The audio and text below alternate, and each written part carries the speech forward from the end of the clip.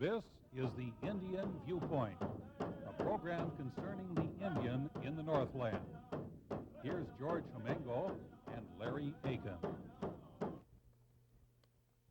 Good afternoon. Welcome to Indian Viewpoint and happy 1983. We're here with another segment of Indian Viewpoint for this year. My name is Larry Aiken. You all know my distinguished co-host, George Homengo. George, welcome. Yes, I anticipate a good year this year. A lot of exciting things happening at the university, a lot of exciting things in this area. Larry, I'm looking forward to 1983, and I hope everybody else is too. Great. Have you got any New Year's resolutions? Oh, yes, several of them. My wife is going to keep me to them, and I imagine that with her support, I'm going to succeed too. Okay, great.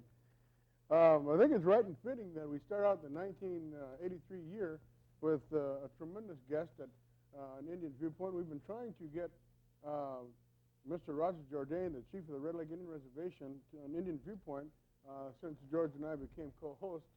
And we're delighted today because Roger Jourdain is with us. And I'd like to have the audience acknowledge the fact that Raj has been on the Red Lake Tribal Council for 24 years. As of this January 6th, he was in for 24 years. Next year, he'll have been in office for 25 years, 1/4 of a century.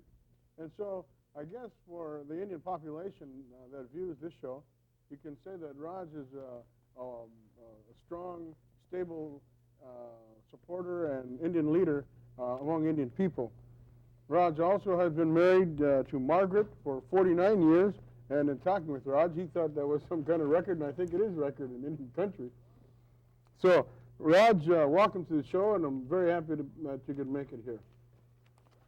Thank you, Larry and George. I'm honored to be on your program. I've watched your program many times, in spite of the prime time that you were faced against the national football games that are trade for economy purposes for one segment of the society.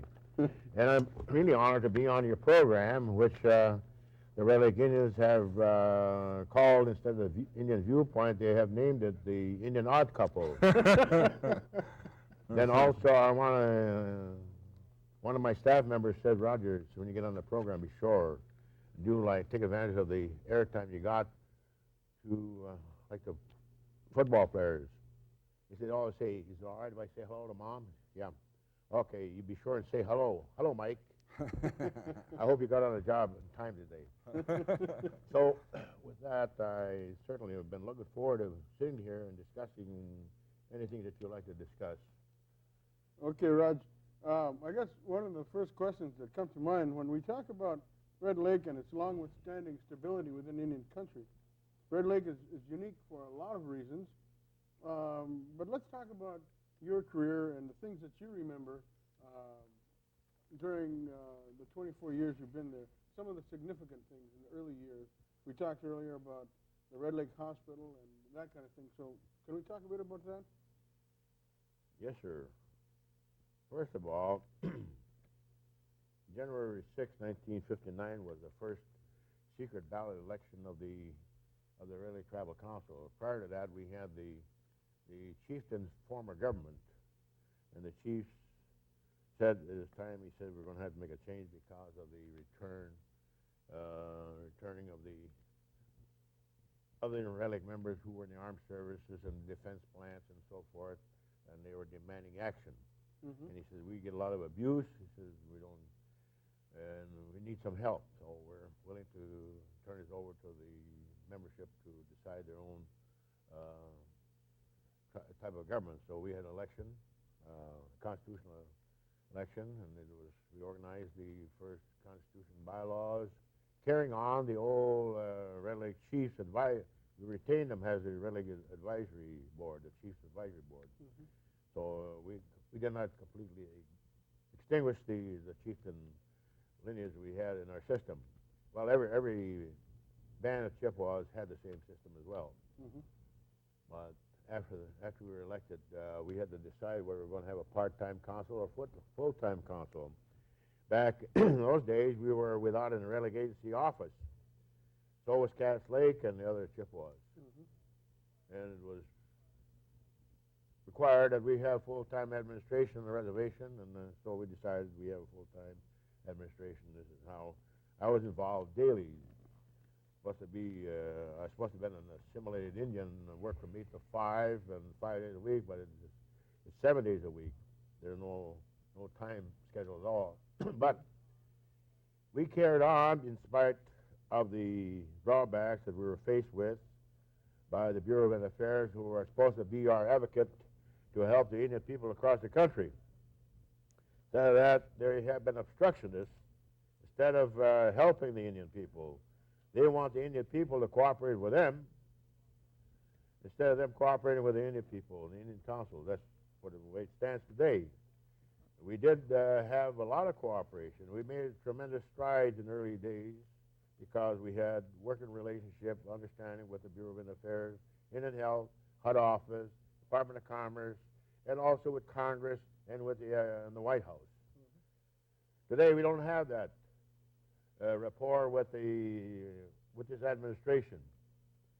It appears to us more and more so that they are anti-Indian. They want to suppress the Indian of their role in their own country. In our Aboriginal status, I believe they're ashamed to admit that they are enjoying their prosperity at the upper level at the expense of the Indian people. We don't have any statesmen at all working in Washington anymore. We got politicians who are beholden to the PAC organizations. And the Indian people across the country, all the tribes, are at the mercy because of the PAC of the big lobbyists down there. And they tell us we can't lobby. I said, I'm going to lobby anytime I get a chance. But today we don't have any representation in Washington whatsoever. We don't have any statesmen at all. In the early days, we had statesmen. Former late Senator Ed Tsai, who was a Republican. He was a statesman and humanitarian in fact, he was the only one that ever took me to the Senate dining room. And Hubert H. Humphrey, he was a fighter for the Indian people and also for the working man. Today, we don't have anybody representing the working man. They're suppressing us. They want us to provide all the sacrifices